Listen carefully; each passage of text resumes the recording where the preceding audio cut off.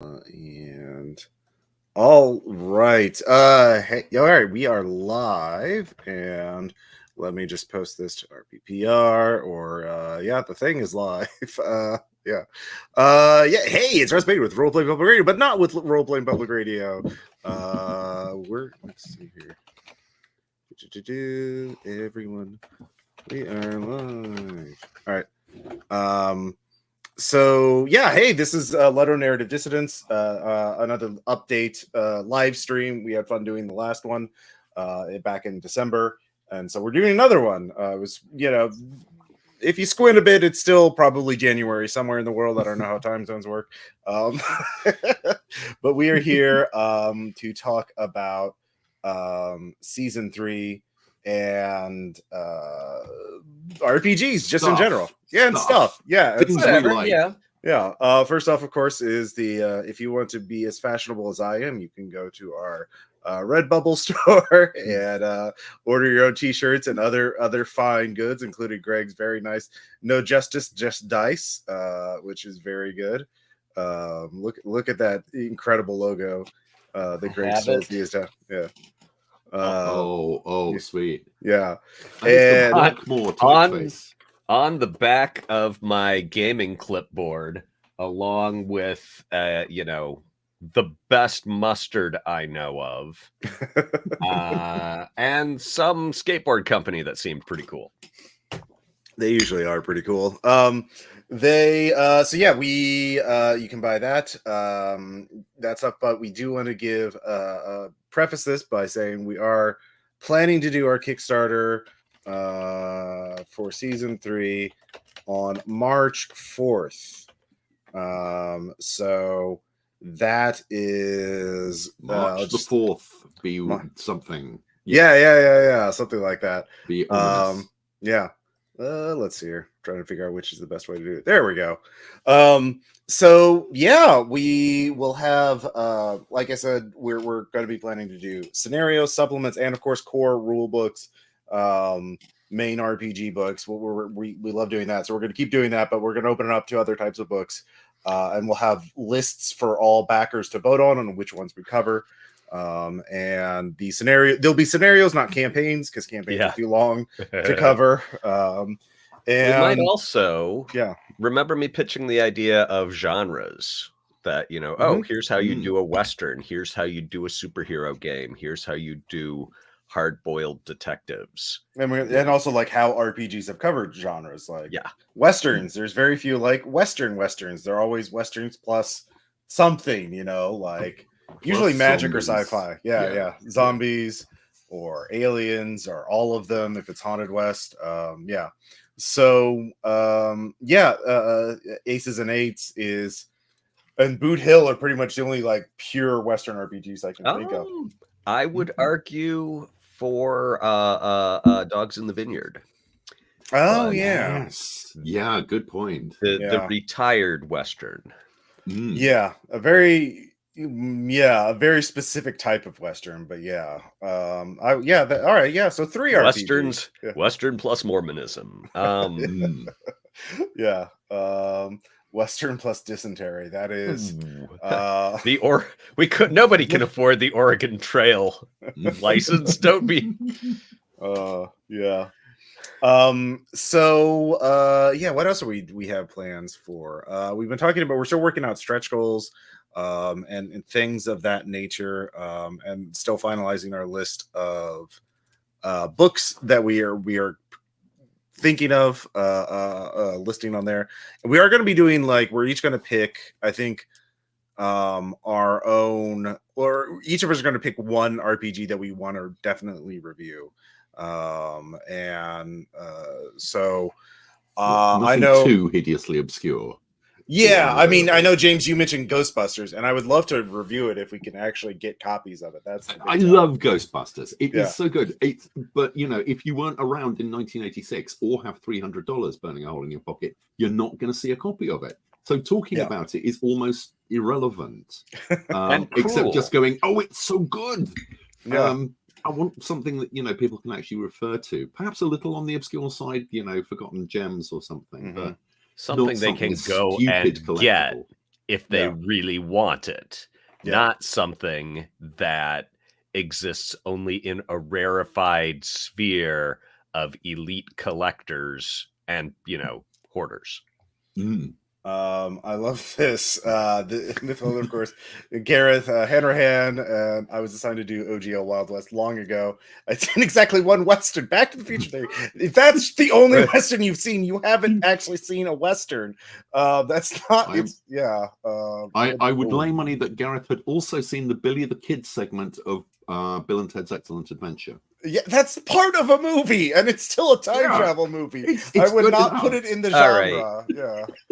Westerns to see, Once Upon a Time in the West, High Noon, Shane, I guess. There's a ton of there are a lot of really great westerns. $2 more, Good, the Bad, and the Ugly. Yeah. Yes. And at that point, it's they do all the tropes. They do them. I would put in Unforgiven. Unforgiven is worth watching. Yeah. So Unforgiven is, you watch Unforgiven last. It is the reaction to a Tombstone. Like there's it turns out it's a big genre. People were making a lot of Silverado was fine. Yeah. But anyways, nobody has scanned.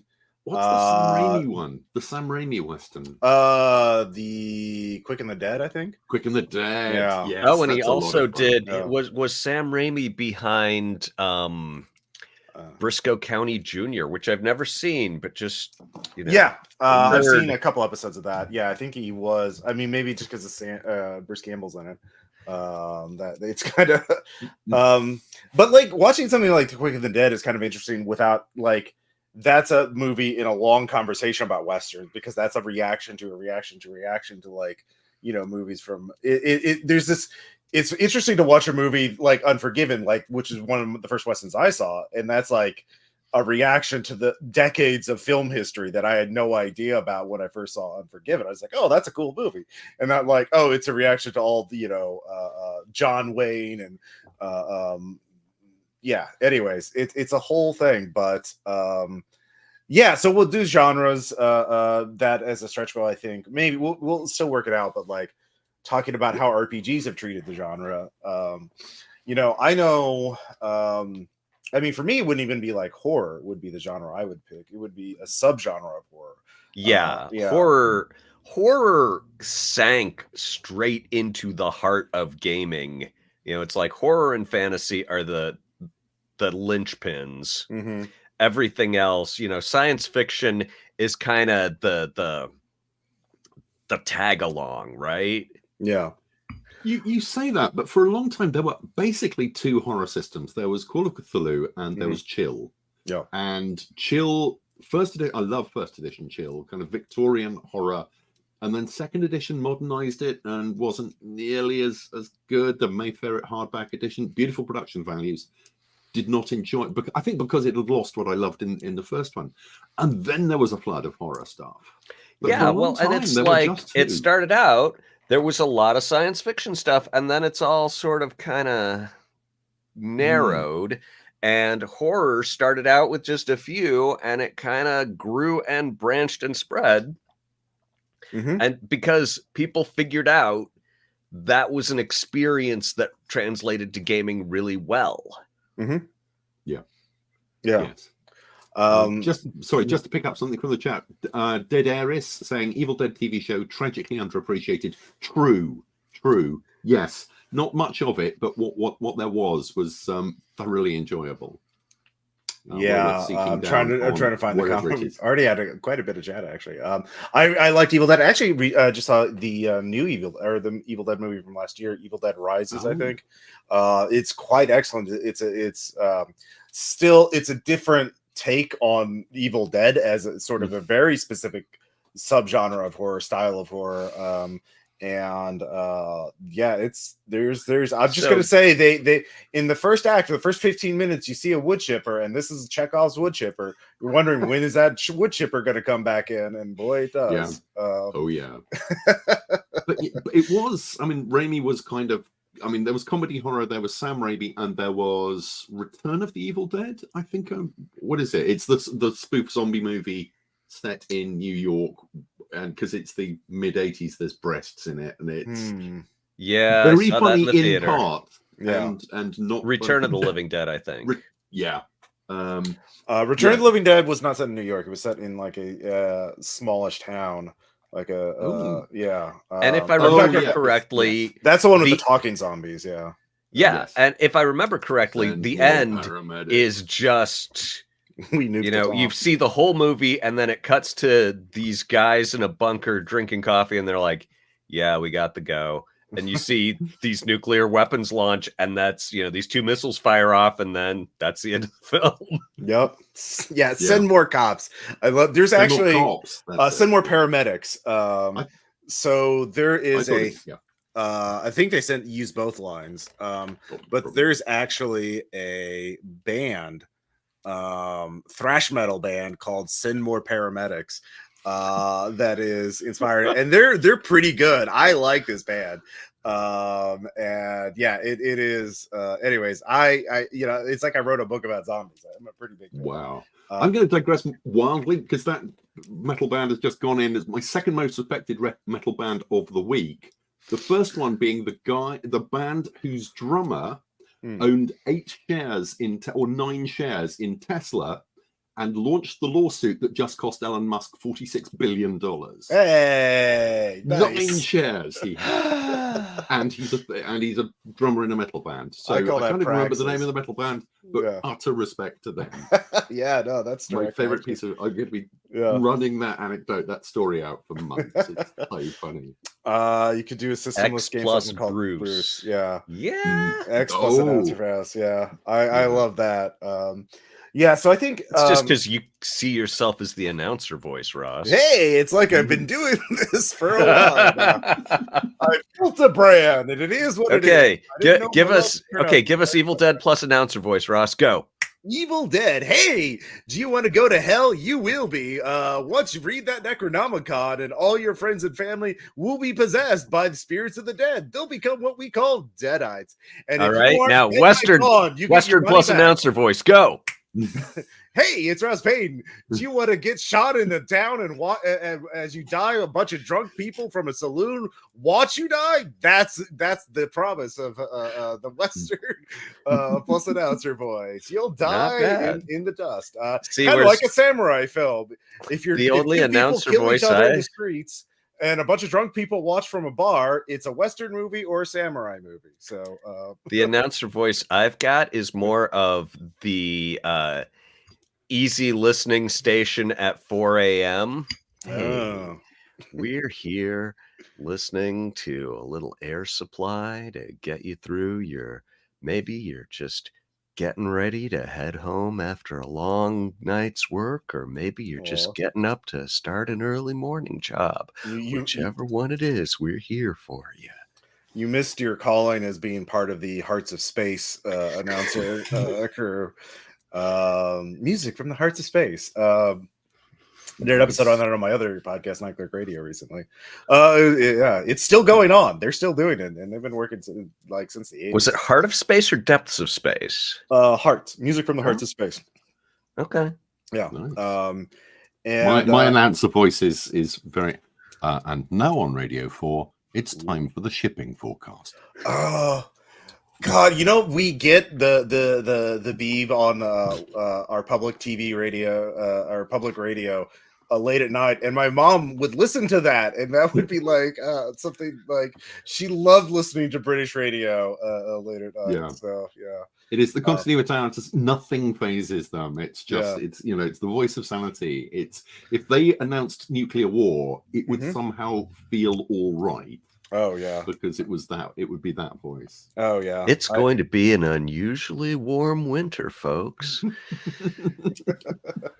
I one of the things I want to do as like a passion project is someday, you play a lot of video games that have like sort of an open world thing, and they have a radio station in like GTA, but also like the Fallout games, and I want to make like a 6-hour mix of like music and radio station bits. And I just as one thing so people could play it while they're playing one of those games or just whatever, and get a bunch of Creative Commons music or public domain music and just be like, yeah, I'm the radio station guy in the bunker, just calmly announcing, oh, here's some weird music I found in the archives, That's really cool. Yeah. Something I saw at UK Games Expo this summer and stupidly did not pick up, or I think when I went back to the booth they'd sold out, is a solo RPG where you are basically running a radio station after the apocalypse. Oh wow. Yeah, I'll track down the name of it. I might do it as my choice for season 3 because just the concept is so cool. But from what I hear, the execution's really there as well. Quinn Murphy's got a radio game coming inspired by Welcome to Night Vale. I think. Oh yeah, that is coming up. There's actually, it's interesting you mentioned that because their Kids in the Hall came back like a year ago, and one of the best sketch they had was like a radio station DJ in a bunker. Playing one song. He only has one song. Oh, I remember that one. And he's just alone, and it's just this it's really great. I just love this aesthetic. And it's anyway, Void 1680 AM. That sounds about right. For the solo. Dead Air was the one I was talking about. Okay, Dead Air. Okay, let's take a look at that. Let's see here. Dead Air solo RPG. I think I found it. I have like multiple. It's quite a British take on running a radio station after the apocalypse. Oh wow! Threads meets the thick of it. Oh wow, that sounds cheerful. Oh, no. I love it. Oh, really cool. Yeah, I like the design too. It looked really sweet. It was one of those. I was walking past. I was in a walking meeting. You glance at a booth and you're, I'm going to come back and get that, and then then you fail to because that. Solo RPGs are exploding, man. And that's ever since. Oh yeah. Like I just keep seeing more and more of them. I just put community radio in the chat. That's Quinn's game, and I cannot get into the comments. I try to sign up, and Google just. Oh, you're not linked. Yeah, here I'll put the comment in here. Oops, copy link. There's the Google doesn't come out and call me a slut, but I'm getting this. Oh yeah, you have to be logged into both Twitch and YouTube to do it because. Oh well, there's the problem. Yeah. Yeah, that makes sense. I'm just not young enough. So let's take a look at that on here. What Greg was talking about, like since we got our browser, it's just a sign up thing. Oh, okay, it's a sign up thing. All right. It's a second edition. I didn't know. Yeah, Killer Frequencies is a interesting game. I do want to play at some point. I have it on my Steam's wish list. And it's about being a radio station DJ, but it's like a puzzle game. People are calling you in, and you have to like flip through documents to figure out how to save them from a killer, like how to repair their car, get their car started, and things like that. So it's kind of like that bomb disarming game, but it's like single player. So see keyless entry and like. You have the map and you're trying to guide a person through their audio, their narrated description of where they're going. Talk fast and nobody explodes. Yes, that's the one. Yeah. So it's like a single player version of that, at least in terms of gameplay, but thematically it looks really interesting. So let's see here. The police station is in calls to be ready as you try and help them. Lord. Yeah, I love. I'm not trained for this. I just listened to a lot of Oasis. Oh God.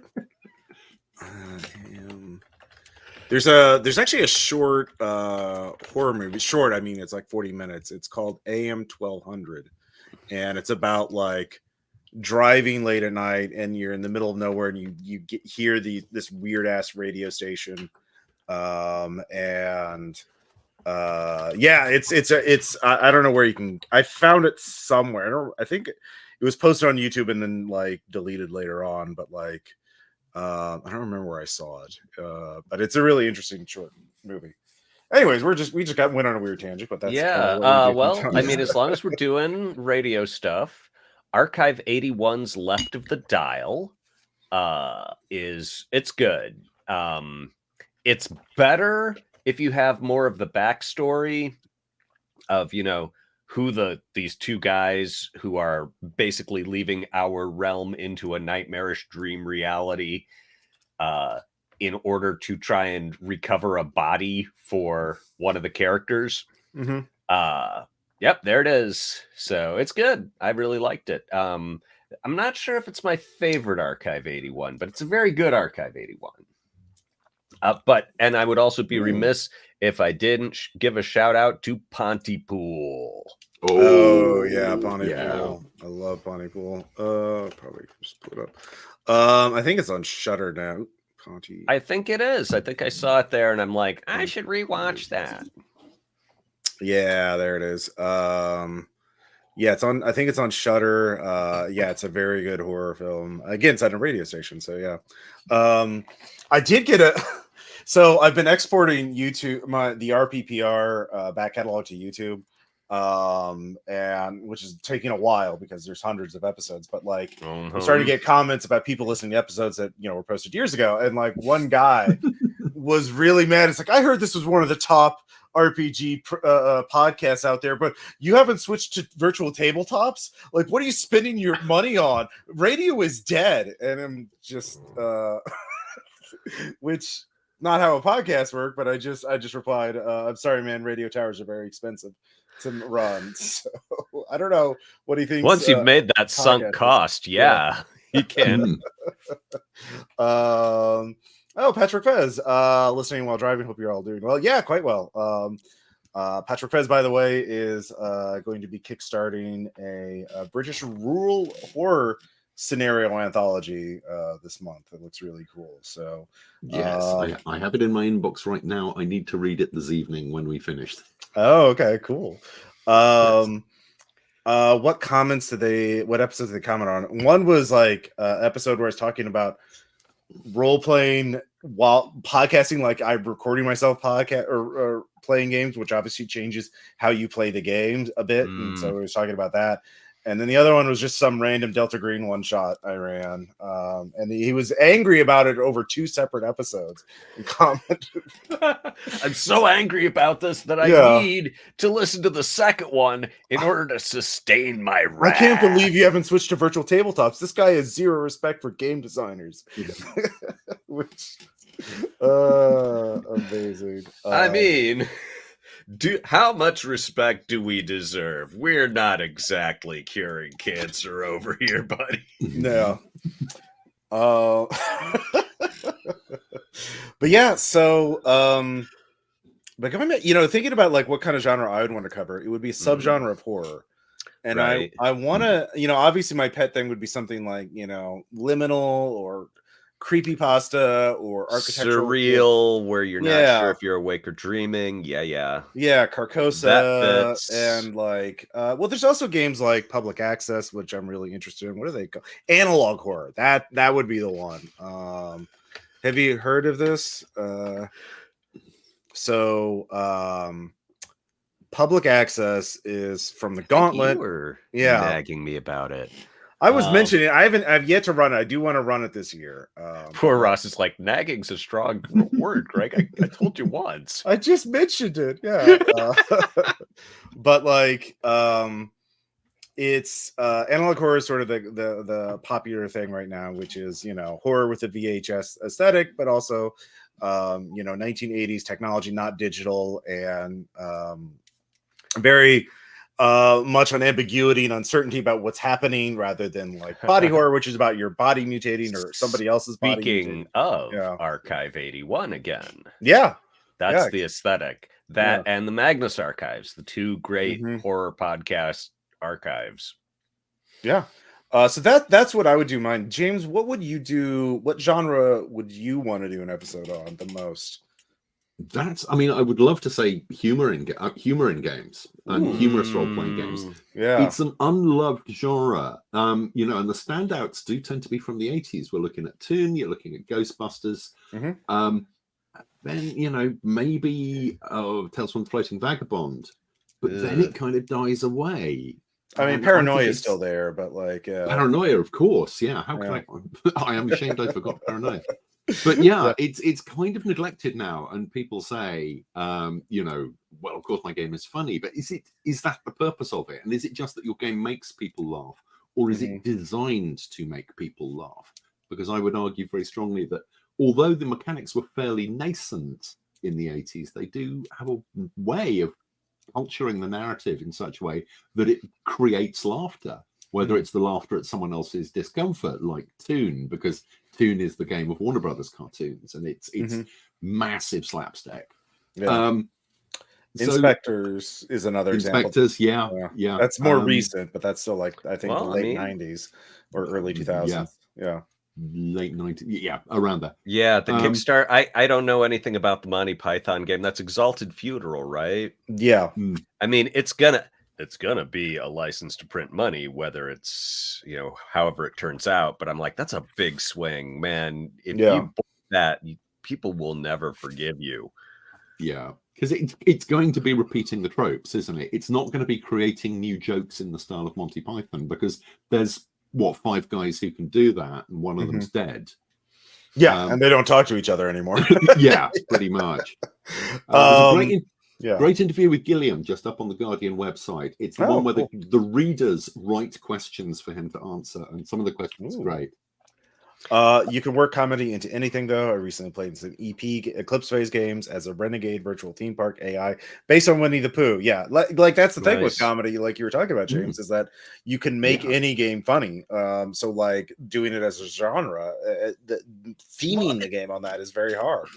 Every time this comes up, I mention In Space, my free game, where I don't know if I succeeded in brute forcing an answer to this, but it's just the core of In Space is a token economy. You pay tokens or gamble tokens in order to make things happen. But anytime someone makes you laugh, you have to give them a token, which that is a brilliant rule. Well, the plan was, let's give narrative authority primarily to the people who are making people laugh. So I've had uproarious times with it. So comedy can age badly. Oh, that's not wrong. Things that were funny in the 80s are now gross. Or hell, early to mid 2000s. Like you watch a teen comedy movie from that era and you're just like, ooh, that's let alone why did we all think Ace Ventura Pet Detective was okay? Oof. I mean, some things hold up, but like Shrek is forever. But all right, so we are doing that's some of the idea where we're going. You would do the what did you call the genre? The analog horror.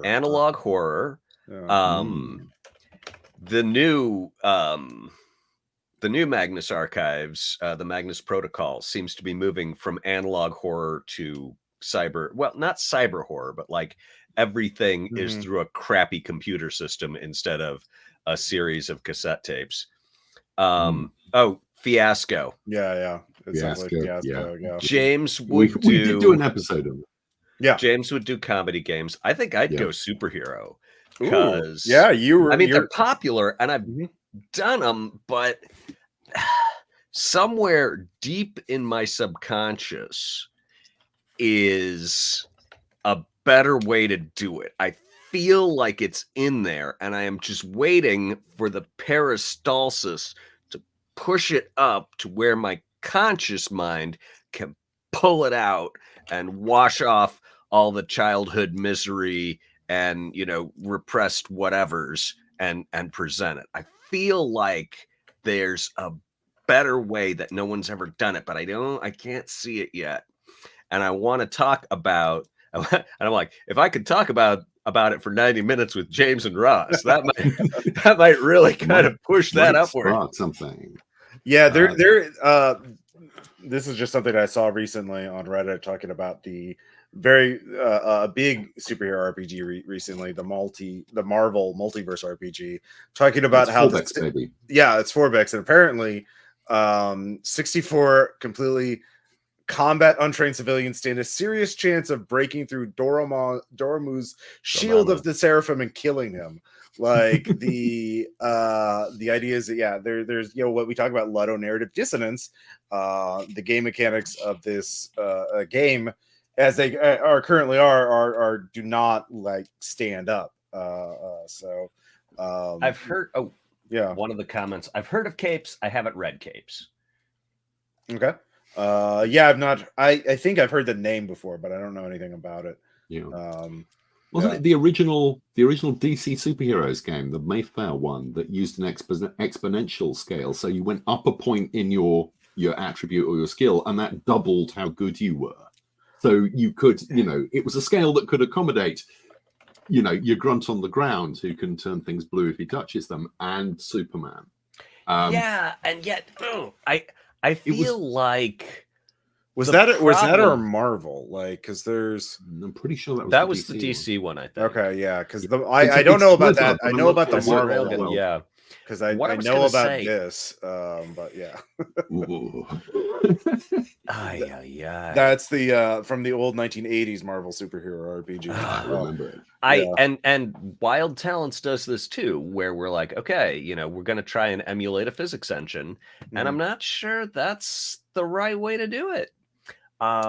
Because comics specifically, stories about superpowered people, Wild Talents does well, but specifically comics, they're not consistent. The physics in there are not consistent with reality, and the physics in there are not consistent with themselves. It's, you will see Spider-Man being able to pick up a bus in one issue, and then 10 issues later, he doesn't seem that strong. And, his spider sense, allows him to dodge anything except a few things that, just get him.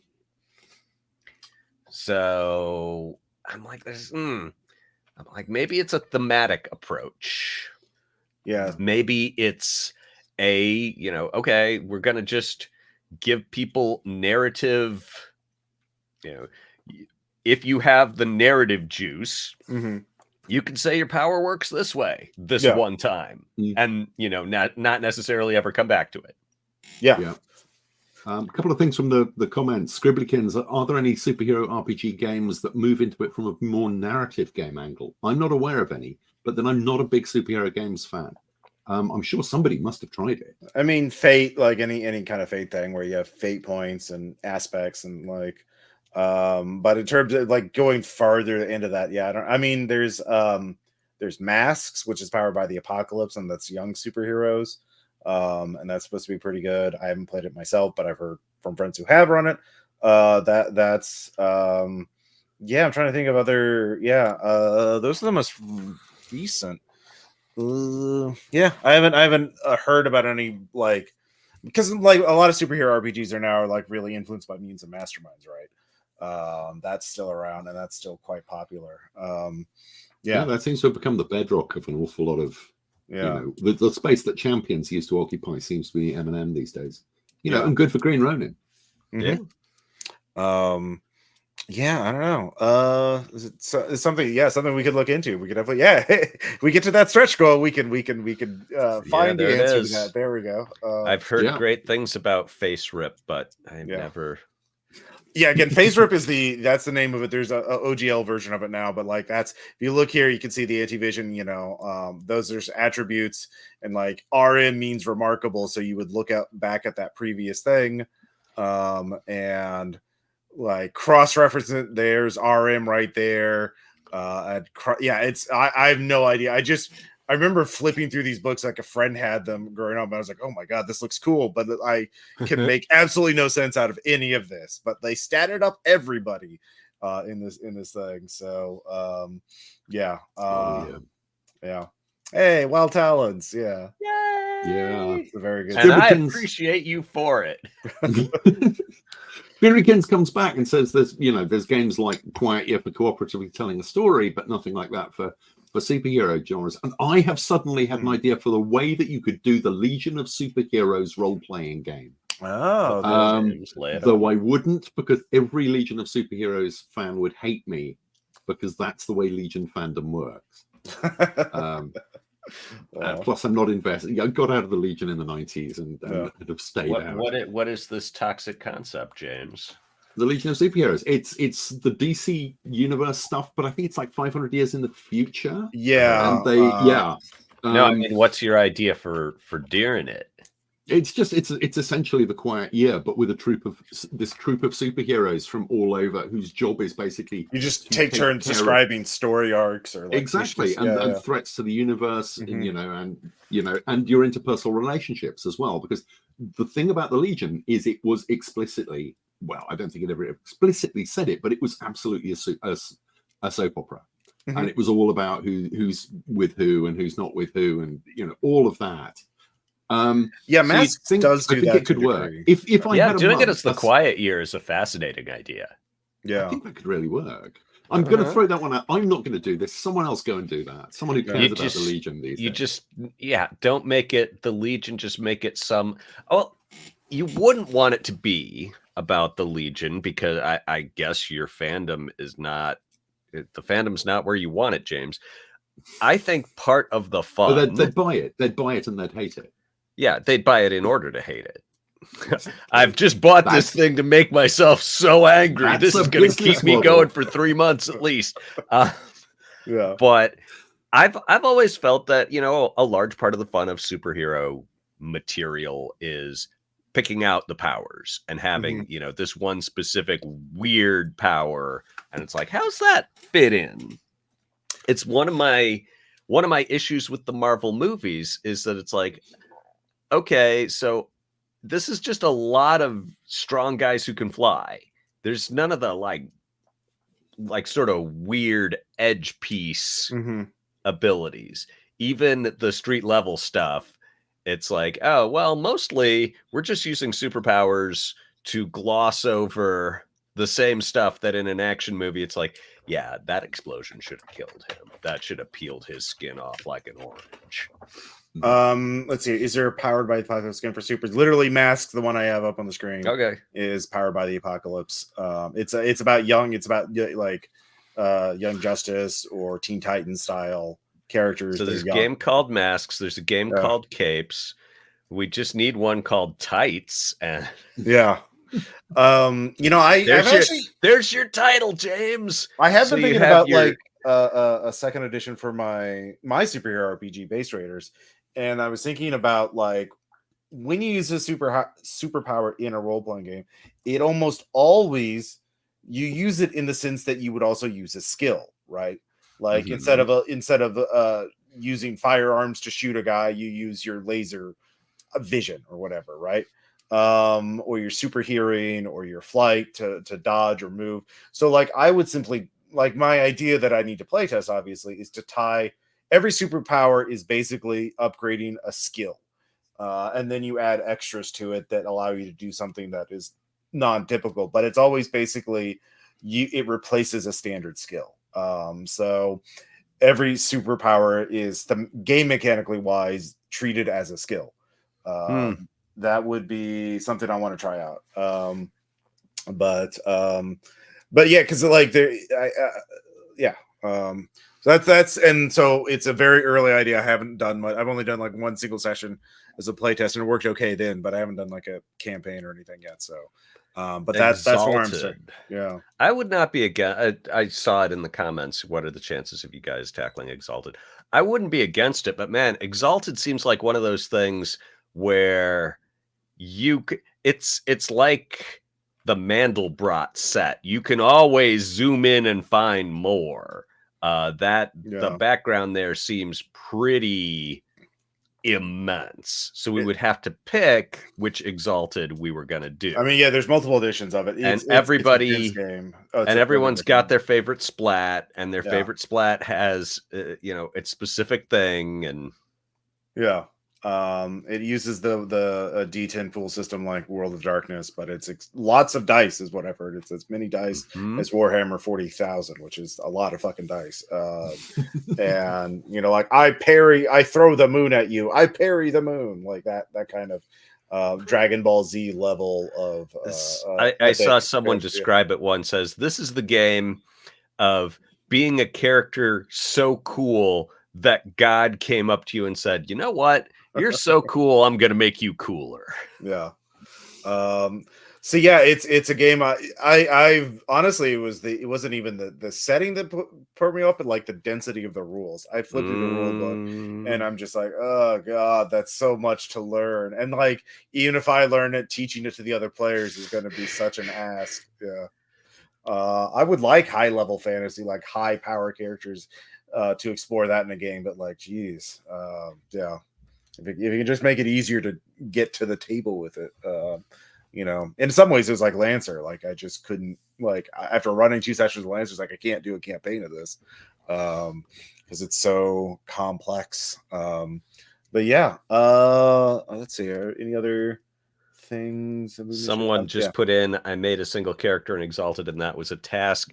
And yeah, but I remember getting the book and reading through it, and I'm like, oh, I want to do that. Oh, I want to do that. I know exactly what character I do who was sidereal cast. Oh, I knew exactly what character I do who was Horizon cast. So it passed the test of firing me up. I mean, I never did play it, but yeah. But to go to fantasy in a different route, one game I would be interested in talking about that I just got would be Mouse Ritter, which more German. Yeah, more. Well, it's not made Mouse Ritter. Das ist ein Mouse Ritter. But yeah, it comes in a nice box. Pretty. Let me just zoom in here. There we go. Mouse Ritter comes at the Exalted Funeral I mentioned before. Just came up with a thing to print it back, and it has a nice little rule book that actually opens up and reveals a little tableau. Very thin rule book though, and interesting tables. And one thing I like is it has the rules are similar or inspired by Morkborg, but they have some mechanical variations. I'll put this up on PDF, but you can see here you have slots for inventory. And so you have your offhand and main paw. Main paw. And so you get there are these little. The reason I wanted to get this in print is that the items you actually have little punch out things that you're supposed to put on your card. It's like a computer role-playing game from 15 years ago. Yeah. Wait, so how do you stick those on? Just like blue tack? You just put them on there and hope for the best. You also have little inventory things like candy and things. What was that? Was that bleach? I'd have to look. Let's see here. Spirit shell, blind, paper skin. Oh, okay. Yeah. A candy cane. So this is a cute game. It's set in a world where technology exists. Like humans have tractors and electricity and things like that, but like you're little mouse people and you have little magic spells and stuff like that. And like it has an adventure setting or an adventure called Honey in the Rafters, which is just like a little 2-page little it's like a GM screen. But, that's cool. Yeah. Well, they know who's paying for stuff. You've got to get up into the rafters. Is there a giant pumpkin that comes after you while apologizing? Let's take a look. Yeah, there are. There is a. No, don't be ridiculous, James. There's a giant skunk who comes after you.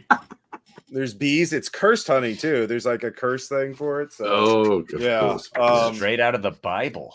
Yeah. So it's bears come and kill you all. Yeah. Yeah. Okay, James Ross, I saw this again. I'm reading the comments. I can't do anything with the comments.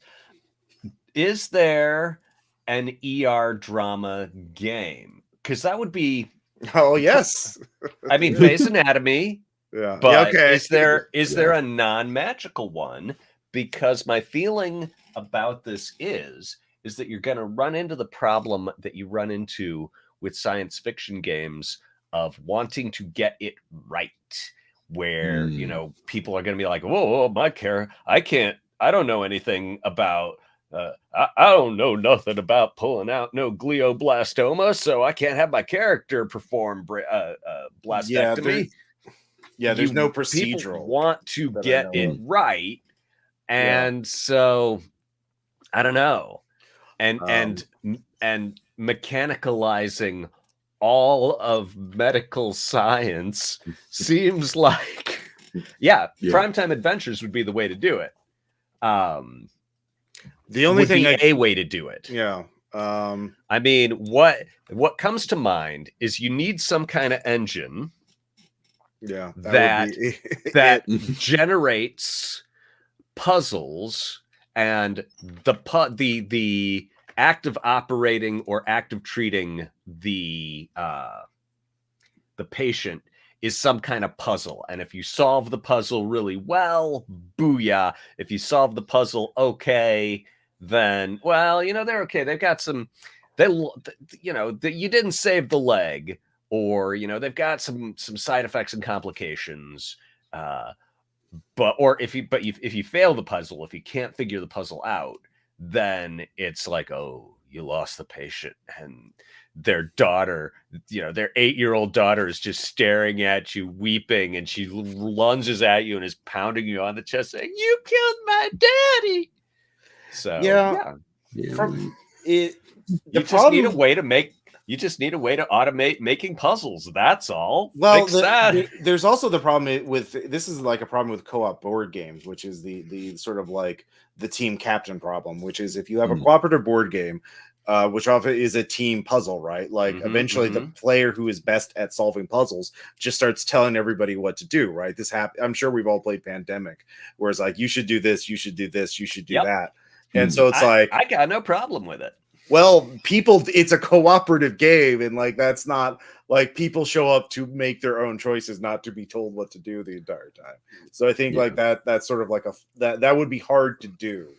There's a bunch of modern co-ops that have found various different ways around that, and Daybreak, Matt Leacock's latest, which I have and have yet to get to the table, is because it contains some slightly antagonistic elements, because you're all playing different countries, and so it's not like, yes, let us all join hands together and sing that song from a Coca-Cola the League of Nations. It's gonna be great.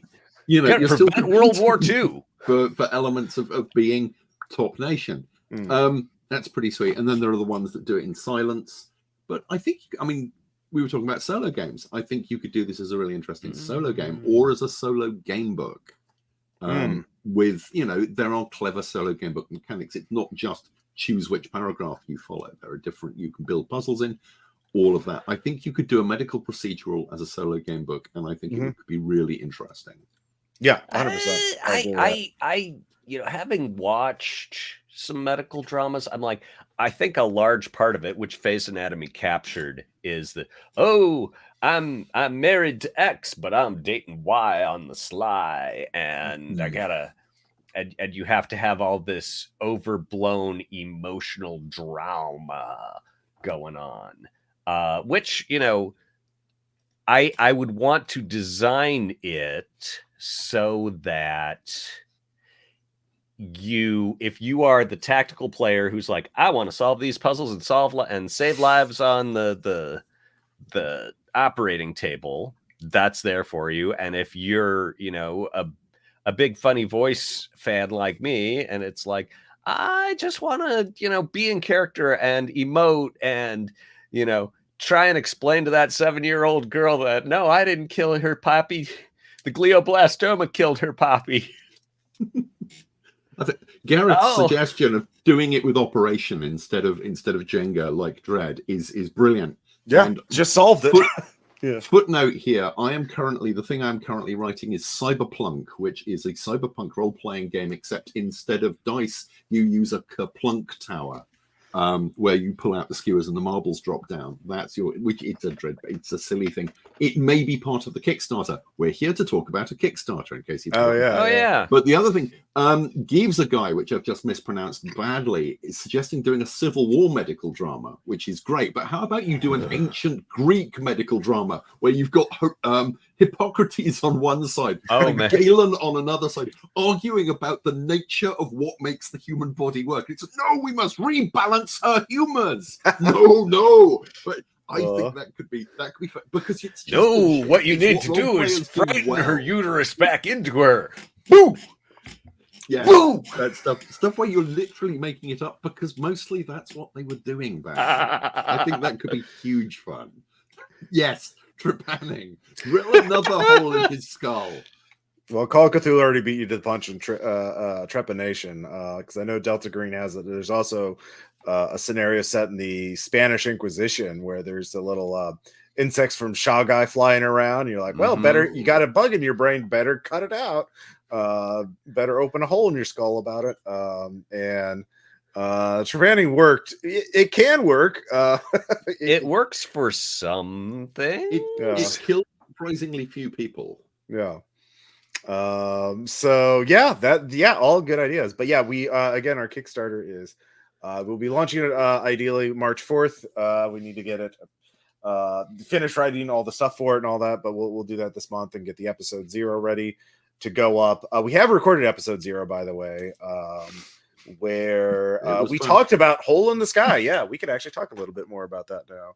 Which which we played and had fun with. Actually, I'll just pull up the PDF and just put it on the screen, and we can do a whole thing about it. Let's see here. Hole in the Sky. There we go. There we go. This is the scenario we did for our season 2 finale, Hole in the Sky, and it is a 20-page PDF.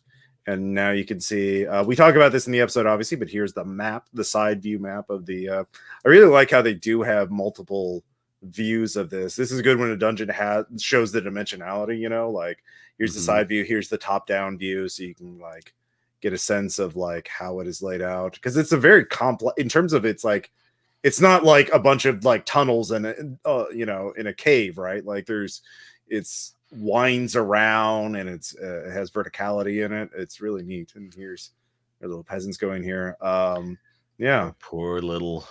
poor peasants. No matter what the social system is, they all agree on one, communism, monarchy, capitalism. They don't get together on much, but the one thing they agree on, screw them peasants. Yeah, we didn't talk much about the random encounters. We were the woven women. I think we kind of missed those. Oh, I missed those entirely. There were woven women. Yeah, it's only a random encounter in on the way to the fortress. After you get in the Hole in the Sky, they're magical guardian plant creatures, occasionally butt off to guard minor shrines and temples. If they hold still, they seem to be part of the background vegetation. Only when they attack, they reveal vaguely feminine form like a thorn bush twisted into humanoid shape with bizarrely natural blue human eyes. They take double damage from fire. On a successful hit, the victim must make a DC 14 fort save or develop a terrible rash. It's a constant distraction, giving -2 on rolls until it passes. Someone was listening to that old song Poison Ivy. I didn't throw this in when I ran it because I wanted to do a little, because you don't like the song Poison Ivy. No, you got me. It's definitely that.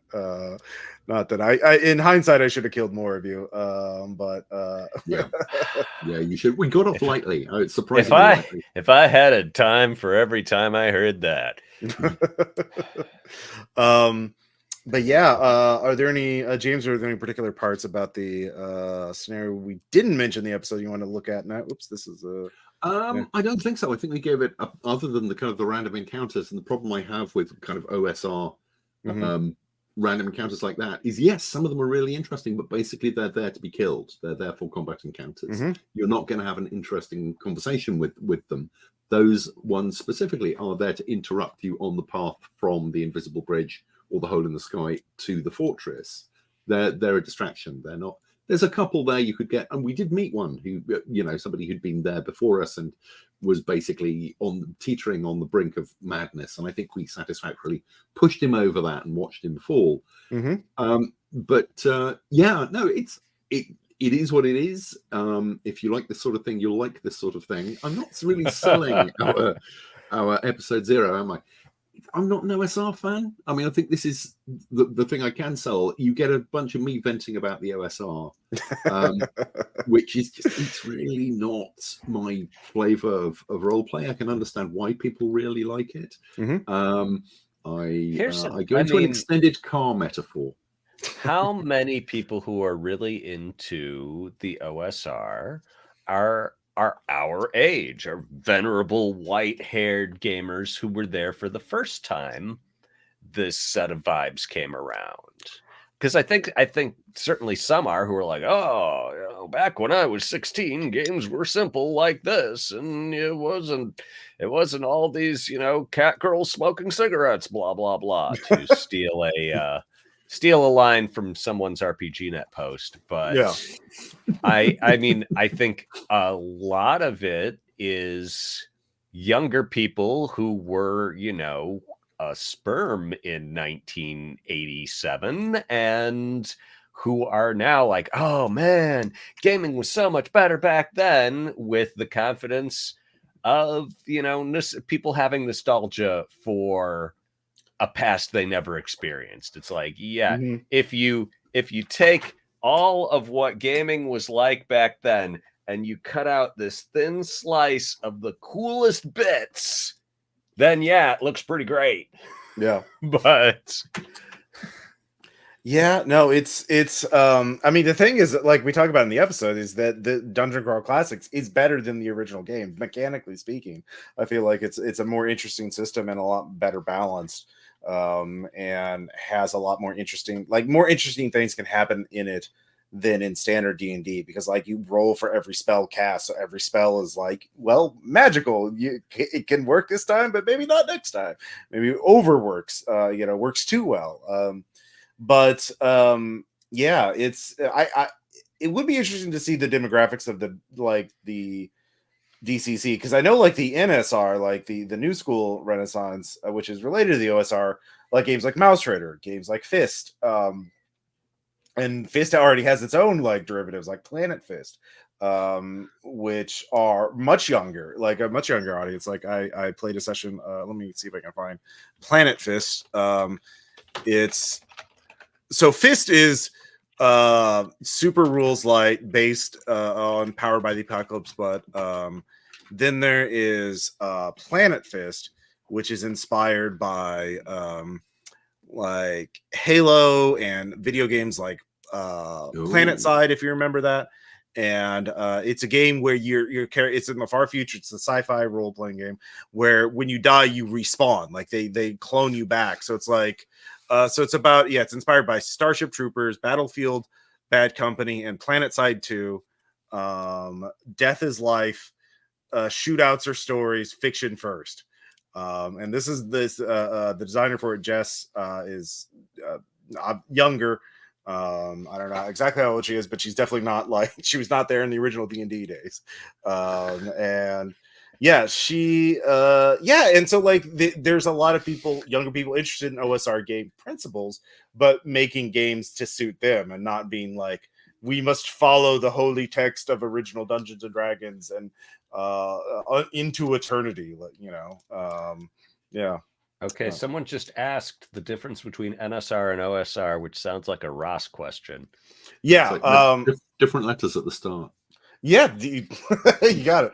I think it's old school versus new school. Like again, OSR I think is based on taking the experience of 1970s and early 80s Dungeons and Dragons and into the now. So streamlining or improving or getting that old Gygaxian naturalism. First thing you're gonna need is a plaid shirt with really long pointy collars, and you're gonna have to start growing your sideburns in now. Yeah. So, and then NSR is like take the idea of what made that fun, like rulings, not rules, like very streamlined fast character creation, but make it not D&D, make it something more interesting than that. So like, again, Planet Fist is NSR, I would argue, because your character is very quick to make, very quick to resolve things, and but still it's, and also like minimalist like game writing in terms of scenarios, like stat blocks are very small. Not a trad RPG that's the size of a phone book, right? Like so Mouse Rider is also NSR, I would argue. Yeah, it's a very vague thing, and the people in both of these sort of scenes argue about the definitions themselves quite a bit, and a lot of them are like, oh, both are bullshit, they're just marketing terms, it's not real. So yeah, if that helps. So like pop music, well, not pop music, like alternative music, any underground. This isn't real punk. Yeah, this isn't real metal. This isn't real hip hop. This isn't real EDM. This isn't real vaporwave. It's just, yeah, this isn't real prog rock. Yeah, it's just this is not authentic. Yeah. It's not authentic. So yeah. But they're very cool stuff. And I quite like it, especially because like anytime I have to spend like a night making a character, I was like, oh god, no, I don't want to spend 2 hours making my little guy to throw into the adventure. I want to get to the adventure. Let me pick 2 things, derive 2 things, and go. Yeah. But yeah, let's see here. I think we kind of covered everything. Any other questions does anybody have? Did we miss anything? Ostensibly about the Kickstarter, if anyone's got any quick questions, but what did I have for dinner? That's perfectly valid. What did you have for dinner? Soup. Nice. What kind of soup? Chunky chicken and rice, and it was very good. Okay. Good. It was it's cold here. It's got cold again, so it was just exactly what I needed before coming out to sit in a shed for an hour. 64 degrees Fahrenheit here, and that looks like a pretty swag shed, though, James. It's a home office basically, but yeah, you will notice there are bicycles behind me. It is used for storage as well, but yeah, to me, it's not a shed unless it's filthy and has serial killer vibes. I'm a simple man. I want my sheds dirty, unpainted, filled with rusty pieces of metal. The theory was I'd have a desk at one end and my wife would have a desk at the other end, and then apparently I type too loudly and it's distracting. You selfish bastard, James. I know. I really don't. Actually, I do at the moment because my portable keyboard's developed a squeak on the spacebar. I have never had a squeaky keyboard. But, that's my personal hell right there. Well, you're not one of those mechanical keyboard guys who's like, I gotta get. I'm not. I mean, it's Cherry. It's the German, one of the great keyboard brands. But it's not one of the mechanicals. It's you don't customize. You don't have custom little keys and everything. Yeah, it's work to type on them. I like the the low form factor stuff. This is my. That's how flat my actual keyboard is. I've got it like I use day to day. Yeah. This is keyboard check. I don't hype these things very often. Artec. This is I've got the ergonomic one from Microsoft. Oh, nice. Solar powered. I've got the fake wood paneled one where every time a key breaks and I have to yank it and blast out the gunk, I reinstall it upside down. What time of day? Definitely in the morning. Probably 8 or 9 or something like that. I think you can't schedule it. I think you have to manually post it. So I have to No, I think you can schedule the time. Okay. On Kickstarter. You didn't used to be able to, so I don't know if they've changed that. Can we get chapter markers? That's a cool idea. I'll add that. Look into chapter markers. That makes a lot of sense. Yeah. Yeah. I know for stretch goals we want to do more episodes. Obviously, the genre episodes. I think we'll definitely put on a stretch goal. Other things, transcripts. That would be something to look into. Those are we experimented with them in season 2. Transcripts are. Yeah, they do. Yeah. They're not difficult so much as time consuming. Yeah, so we'd have to pay for a labor, basically. AI is clearly garbage, but one thing it's okay for is turning speech into text. But then you have to go through and slug everyone who was speaking. Let's edit out all this stuff. Like, let's hunt for homonyms. That's a big one. Yeah. RPGs have such weird terminology that it's not gonna. Yeah. Sorry. And if you've never transcribed an interview as well, you don't realize how much space they take out. What we mostly talk about, 150, 180 words a minute, I think. That's fairly standard. Maybe not quite, say 150. So, 10 minutes, that's 1,500 words. 100 minutes, which is about fairly average for us, that's 15,000 words. That's a pretty decent size RPG supplement. Almost a novella. We then have to edit. So yeah, it's a decent amount of time that has to, once you run it through the AI. Yeah. And I was a journalist back in the time when you had to transcribe your interviews by hand. And yeah, it would be a day's work. Yeah. Wait. You think fountain pens are quiet? Let me see if I can do it. Oh no. The ASMR bones popping. Yeah, normally my wrist sounds like popcorn. Could you episodes of games you actually play or favorite systems? That'd be a good one. Yeah, favorite systems. Yeah. I mean, for me, it's going to be Delta Green, Red Markets, Eclipse Phase. It's going to be Armies. Because that's it's not necessarily. Oh yeah, I will never surpass it. No, it's because that's what people want to play with me. So it's the game I can get into. Well, pretty soon I'm hoping to do a Rain actual play. So yeah, there are that'd be cool. Yeah, I finally it's coming out, right? Yeah. What, Rain or MS Teams? Rain. Hey. Yes. So yeah, there are ways to do multi-person transcription. We do record everybody do a separate track. So but then integrating that in there, and also Apple Podcasts is going to do a transcript of every podcast that they get just automatically. Like they just announced that as a free thing they're going to do, but it's all going to be automated, obviously. So we'll see how accurate it is. It's we'll definitely do. Yeah, so we'll look into doing stretch goals. We'll just have to figure out how much work it takes to how much work it is and how much money that work is worth. Yeah, basically. Planet Fist FPS inspired RPG, right? Yeah, we did. Yeah, Slipgate Choke Point is another game that is inspired by. Yeah, you get this real. I do love how in game design, like video games, computers. Now we have video games. Video games are inspired by board games and role playing games because D&D comes out at the same time as computers are becoming popular. And then, like after a certain time, role playing, tabletop games start getting inspired by video games, and they start feeding back into each other. This is the tabletop role-playing game of the movie inspired by the computer game. Yeah. Rain, the role-playing game that Greg wrote. Yes, back in like 2008. Greg Stolze, yeah. Yeah, see? It's second edition is happening. It's a very great game. And something definitely worth checking out. But yeah, I did see. I haven't finished watching, but there's a new People Make Games video on murder mysteries in China. I heard about that. Oh God, yes. Yeah. Really worth a watch. The trouble is, you can literally not buy any of them in English. Yeah, they're not. Well, they're. Yeah, it seems like people are trying to translate them, but they haven't finished it. Yeah. So bizarrely, the first one was published by Asmodee back when Asmodee itself was a games publisher rather than owning games publishers.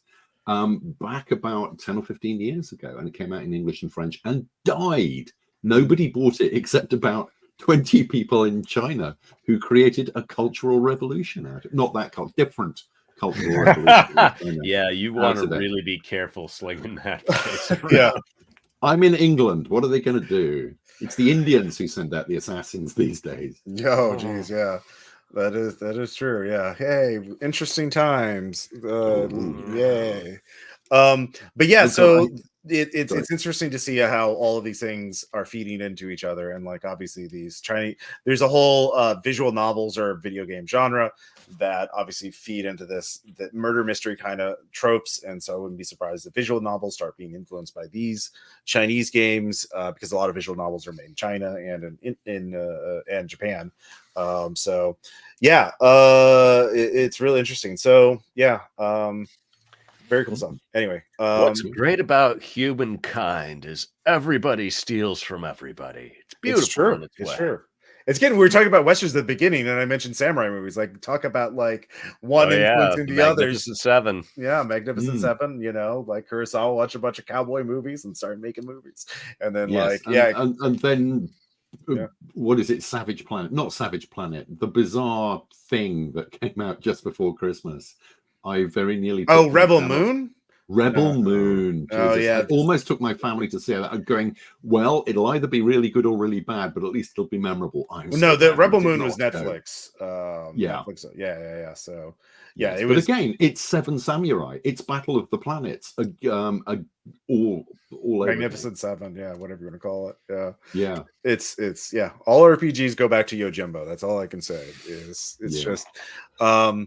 But yeah, so to summarize, March 4th in the morning, I'll try and get an exact time once we get everything, we get approved by Kickstarter, but we got to finish the text, we got to finish stretch goals, all that stuff. We'll do that this month. I'll let it up episode 0 that'll go live that day. And we'll run it for a month and see where we get to. But I think this time the biggest difference is what rewards we'll have. We're still working that out, and we'll probably not do any online games run by us because it's just a hassle to fulfill. So and at this point, hopefully we have enough fan base that we don't need to, but we will definitely have curated episodes as an option. So because those have been those have been fun. Yeah, it's really all fun. And this was something I was talking about in the session 0 recording, if I recall correctly, is that the sort of thing we would pick to have ourselves do is, that's our comfort zone. And the sort of thing that y'all pick for us to do is over here outside our comfort zone. I never would have read or heard of Outlaws of the Water Margin. Planet Mercenary. On my own. Planet Mercenary, Planet Mercenary is surprisingly really interesting. Hey. Yeah. Ludonarrative Dissidents, we would not roleplay with you. Look, if you want to roleplay, I run games every month on the RPPR Patreon. I just sign up. Oh, what we should have, guys, is we'll be a player in your game. Yeah. We won't run it, but we'll show up and be that guy. Especially if you have your own RPG podcast. We'd love to play. Oh yeah. Yes. Any excuse to plug our stuff. What are you looking to initially produce for episodes? I think our base goal would probably be like 9 episodes and then do stretch goals, 6 or 9 episodes like we did last time. Then just do a ton of stretch goals for more episodes. Right. So financially, not a big ask. Yeah. Probably the same basic ask as season 2. I am toying with it. I haven't figured it out of doing multiple reward levels to give. Just vote with your dollars, right? Like have get more votes if you want to make sure your favorite game gets picked, something like that. And have you considered commissioning illustrations for each episodes? Actually, that could be a stretch goal. Yeah, I mean, we all know some artists that could be fun. We'll have to talk about it. One of the stretch goals we were talking about. Guide. Yeah. Sorry. I mentioned Cyberpunk. We're talking about maybe putting together a zine, essentially. Oh, yeah. I thought that was a done deal. I wrote my 2-page. Okay, yeah. We need that. That would be the big stretch goal, is an actual written thing that we do. So, yeah, we need to. My work on that's done. Okay, well, someone's done all their homework. All right. Well, someone else has a lot of fucking editing to do. Yeah. But yeah, we'll work it out. We'll have more updates as we go. Let's see, were there any other questions that we missed? Maybe if you want to get you and your friends all pool some money together, and then you can all back to get us to do Ghost Dog, this role-playing game, because I'd love to do that game. That was a sweet little game. Yeah. One of the first that was specifically designed for a GM and one player. Yeah. Which I think is a very undercated niche. Mm-hmm. And yeah, maybe we'll do like a thing where we watch the movie and then talk about the game. I don't know. Well, if we do that, so the sky's the limit. Yeah. But yeah, be sure to go to our website. Remember that movie, Ghost Dog. Yeah, Ghost Dog. If you're not on our Discord, please join it. We'll have more updates there, and I'll put this up on the podcast feed so people know. But I think that we're already over our time by like 15 minutes almost. But yeah, before we go, James, do you have anything you want to mention for people for other projects you're working on or anything else? Nothing right now. Nothing I can talk about. I have one of those. There's a 5% chance that in a couple of months I am going to be just doing Muppet Hands and being madly excited. 5% chance. Can't talk about it right now. Sorry. Okay.